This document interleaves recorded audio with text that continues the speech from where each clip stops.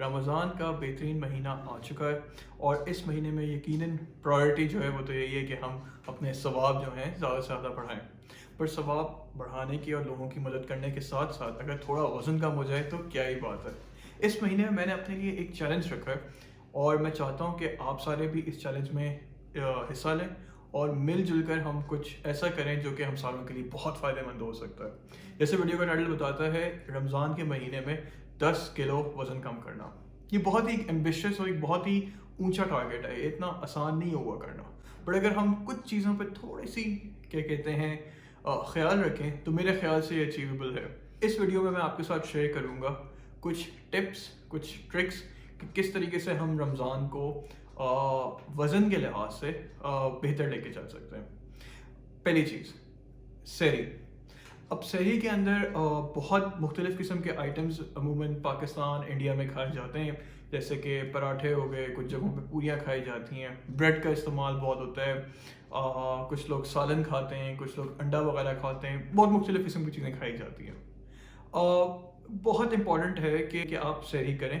सहरी में आप खजूर खाएं, आप सहरी में अंडा खा लें, बट आप सहरी में घी और तेल वाली चीज़ों से परहेज़ करें और मैं भी यही करूँगा। पराठे इस महीने में छोड़ दें, ना खाएं।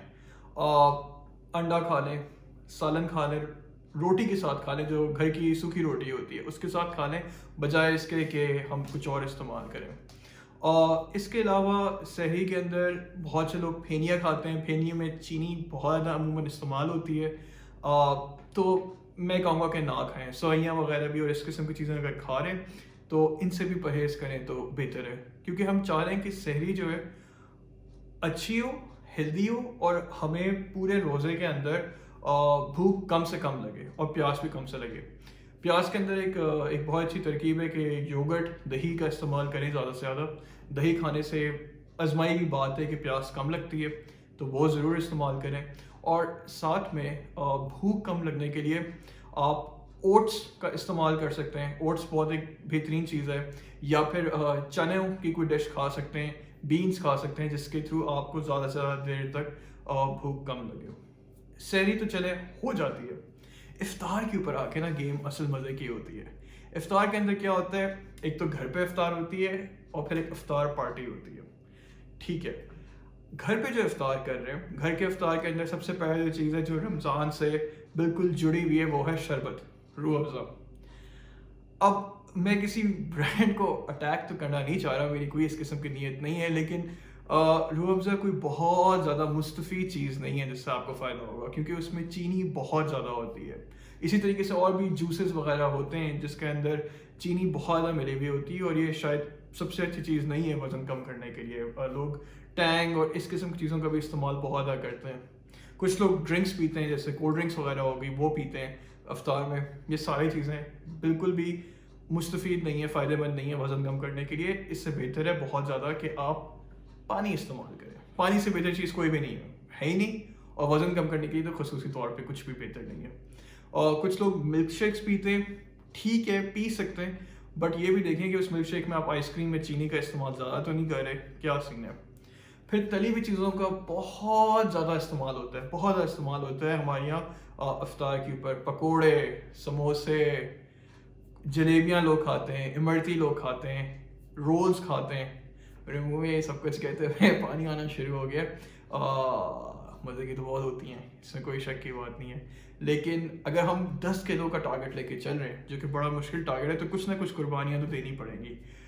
इन सारी चीज़ों को, ये वैसे भी हमारी सेहत के लिए अच्छी नहीं है। डीप फ्राई हुई भी चीज़ें होती हैं, फ्रेंच फ्राइज हो गए, डीप फ्राई हुए हुए होते हैं, बिल्कुल भी हमारे उसके लिए अच्छी नहीं है। क्या होता है इससे, ब्लड वेसल्स ब्लॉक होती हैं, आप लेज़ी फील करते हैं, इन चीज़ों से सुस्ती आती है, तो इन चीज़ों से बिल्कुल परहेज़ करें। फ्रूट चाट एक बेहतरीन चीज़ है जो रमज़ान में इस्तेमाल होती है। अगर आप खाते हैं फ्रूट चाट तो बिल्कुल खाइए। अब फ्रूट चाट बहुत अच्छी चीज़ है, बट हम लोग फिर हर चीज़ को थोड़ा बढ़ावे देते हैं। फ्रूट चाट के साथ साथ क्रीम चाट भी आई थी। अब क्रीम चाट तो है, उसमें क्रीम जितनी डलती है वो कोई बहुत ही फ़ायदेमंद चीज़ तो नहीं है उस लिहाज से। तो फ्रूट चाट का इस्तेमाल करें। फ्रूट चाट को भी चीनी देख के डालिए, उसमें कुछ लोग जूस डालते हैं, लेमन जूस डालते हैं, वो भी देख के डालिए, बट फ्रूट चाट बहुत अच्छी चीज़ है। उस चीज़ से मैं परहेज़ करूँगा आपके क्रीम चाट से, वो बिल्कुल भी मेरे ख्याल से मुस्तफ़ीद नहीं है। अच्छा, پھر افطار کے اندر چھولے بہترین ہیں، دہی بڑے دہی پھلکیاں ٹھیک ہے کم مقدار تھا، کیونکہ جو آپ کی جو پھلکیاں ہوتی ہیں وہ تلی ہوئی ہوتی ہیں، وہ بھی تھوڑی بہت اس طرح سے ہوتی ہیں۔ اور ایک اور چیز ہے جو کہ ہمارے سب کانٹیننٹ میں ایک کانسیپٹ ہے کہ کیا ہم 2 میلز اے ڈے پہ چل رہے ہیں کہ افطار اور سحری، یا پھر ہم 3 میلز یا مور دین 3 میلز جو ہے اس پہ چل رہے ہیں کہ سحری، افطار اور پھر ڈنر رات کا کھانا، اور اس کے بعد بھی کوئی سنیکس اور پھر سحری۔ میں پرسنلی تو یہ بہتر سمجھوں گا کہ بہتر یہی ہے کہ آپ 2 میلز پہ رہیں، کہ آپ نے سحر کی اور افطاری کی۔ افطاری میں اس سے بہتر ہے کہ آپ یہ چاٹس اور اس قسم کی چیزیں کھائیں جو کہ بندہ کھا تو لیتا ہے لیکن اس سے پیٹ نہیں بھرتا صحیح سے، اور پھر آپ دوبارہ ڈنر بھی کر رہے ہوتے ہیں تو بہت زیادہ وہ پھولتا ہے۔ بے شک آپ رک رک کے کھائیں، آرام سے کھائیں، ساتھ میں نماز پڑھنے کے بعد دوبارہ کھانا شروع کر دیں، لیکن افطار ڈنر ساتھ کرنا جو ہے وہ زیادہ فائدہ مند ہے۔ آپ ساتھ میں اس کے اندر پھر گھر کے جو آپ کے نارمل جو رات کا کھانا جو ہوتا ہے کہ وہ استعمال کر لیں اور پکوڑے اور ان قسم کی چیزوں سے پرہیز کر لیں تو یقیناً بہت فائدہ ہوگا اس سے۔ تو یہ تو ہو گئی کچھ کھانے کی ترکیبیں۔ افطار پارٹیز جہاں پہ میں آ رہا ہوں، ہماری خوش قسمتی تھی بہت ہے کہ ہمارے بہت سے دوست اکٹھے رہتے تھے، تو افطار پارٹی کا کانسیپٹ بہت زیادہ تھا۔ اب افطار پارٹی کے ساتھ جو ویسے تو بہت اچھا ہوتا ہے سوشلائزنگ کے لیے، لیکن یہاں پر بہت ضروری ہے کہ اگر آپ کے 30 روزے ہیں اور اس میں آپ 8 سے 9 دفعہ پارٹی پہ جا رہے ہیں یا زیادہ اس سے، تو ایکسپیکٹڈ ہوتا ہے آپ سے کہ اب آپ کچھ کھائیں گے، کیونکہ آپ کے جو میزبان ہیں انہوں نے آپ کے لیے بہت کھانے پکائے ہوں گے۔ لیکن یہاں پر ضروری ہے کہ گٹ میدا آپ کا اپنا ہے، پیٹ آپ کا اپنا ہے، صحت آپ کی اپنی ہے، اور یہ بہت ضروری ہے، اور یہ ایک ہمارے کلچر کا پارٹ ہے۔ لوگ اوفینڈ ہو جاتے ہیں، لوگ مائنڈ کر جاتے ہیں کہ اگر آپ ان کے گھر جائیں اور آپ جسے کہتے ہیں نا اتنا نہ کھائیں کہ آپ پھر لیٹ جائیں، یہ ایک کلچر ہے، ایٹ لیسٹ میں نے تو دیکھا ہے، اور تھوڑا بہت روڈ بھی لگتا ہے کبھی کبھار کہ آپ منع کر رہے ہیں، لیکن یہ ضروری چیز ہے کیونکہ ہم سب اپنی اپنی صحت کے لیے خود ذمہ دار ہیں۔ میں ویڈیو تو بنا رہا ہوں لیکن اگر میں یہ چیزیں نہیں کروں گا تو نقصان دہ صرف میں ہی ہوں گا اور کوئی نہیں ہوگا اس سے، اور یہ ہر ایک کے لیے ضروری ہے۔ تو بالکل آپ منع کرنا سیکھیے، میں خود بھی ایک چیز سیکھ رہا ہوں کہ یار میرے لیے بس اتنا کافی ہے، میں اتنا ہی کھاتا ہوں، اور پرہیز کرنا ضروری ہے۔ تو یہ تو کچھ چیزیں ہو گئی کھانے پینے کے لحاظ سے۔ واک کرنا رمضان میں، آج جہاں پہ میں ہوں، میں اس وقت یورپ میں بیسڈ ہوں، ہمارا پہلا روزہ تھا آج الحمدللہ۔ واک کرنا تھوڑی ٹرکی ہو جاتی ہے کبھی کبھار کہ آپ کس ٹائم پہ کریں گے۔ لوگ جو تراویح پڑھتے ہیں، تراویح کے بعد اوبیسلی اگر آپ آفس گئے ہوئے تھوڑی تھکاوٹ، یا اسکول وغیرہ گئے ہوئے تھکاوٹ وغیرہ اس وقت کافی زیادہ ہو جاتی ہے۔ افطار سے پہلے لوگوں کے اندر شوگر لیول کم ہو جاتا ہے۔ پرسنلی اسپیکنگ میں پھر بھی کہوں گا کہ واک رمضان میں چھوڑنا غلط بات ہے۔ واک آپ نے کرنی ہے، کچھ نہ کچھ فزیکل ایکسرسائز رکھنا ضروری ہے، اور جو لوگ جم جاتے ہیں جم جائیں، جو لوگ اسپورٹس کھیلتے ہیں نتھنگ لائک دیٹ، بہتر ہے وہ کریں، ایکسلنٹ۔ پرسنلی اسپیکنگ میں کہوں گا یا تو آپ افطار سے پہلے اگر واک کرنی ہے تو کم از کم 1 سے 1.5 گھنٹہ تو واک کیجیے۔ اسپورٹس یہ فزیکل ایکٹیویٹی بالکل نہیں چھوڑنی، لیکن عبادت کا مہینہ ہے، سب سے زیادہ ضروری چیز تو وہ، اس کے بعد جا کے آپ کی اپنی کچھ ذمہ داریاں ہیں، جاب پہ جاتے ہیں، اسکول جاتے ہیں، فٹ ہے، لیکن آپ اس چیز کو بھی ختم نہ کریں۔ تو یہ کچھ چیزیں ہیں۔ پرسنلی اسپیکنگ میں خود آپ لوگوں کے ساتھ شیئر کروں گا کہ یہ جرنی کس طرح سے جاری ہے میرے لیے۔